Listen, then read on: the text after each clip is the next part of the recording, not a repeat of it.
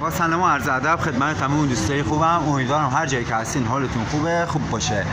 امروز اومدم بهت یه کاری بگم که داری همینطوری انجام میدی و داری روز به روز ماشین تو خراب و خرابتر می‌کنی. اگه میخوای ماشین تو از این بیشتر داغون نکنی حتما این کلیپ رو ببین.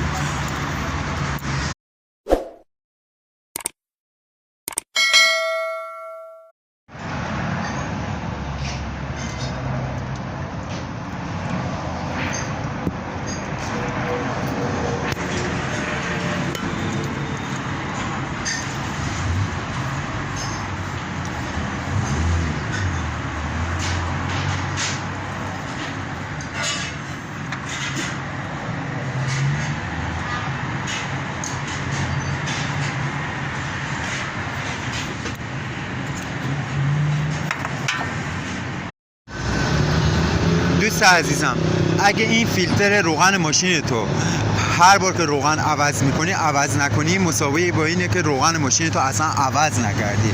این پمپ روغنه، یعنی روغن آشغال ماشین تو همه داخل این جمع میشه.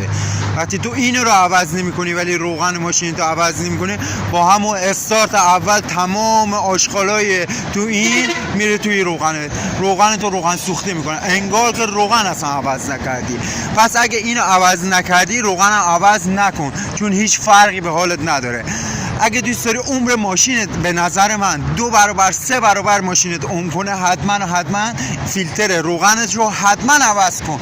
یعنی این اگه عوض نکنی خودت داری با پولاتو داری میریزی تو جیب مکانیک و تراشکار و لوازم یدکی. اگه از این کلیپ خوشت اومد و مطمئنم که به دردت میخوره، حتما کانال منو سابسکرایب کن. این کلیپ رو برای دوستاتون بفرست از نظر من، تا اونا هم همه بدونن که باید فیلتر روغنشو عوض کنن. دوستتون دارم، خدا نگهدار.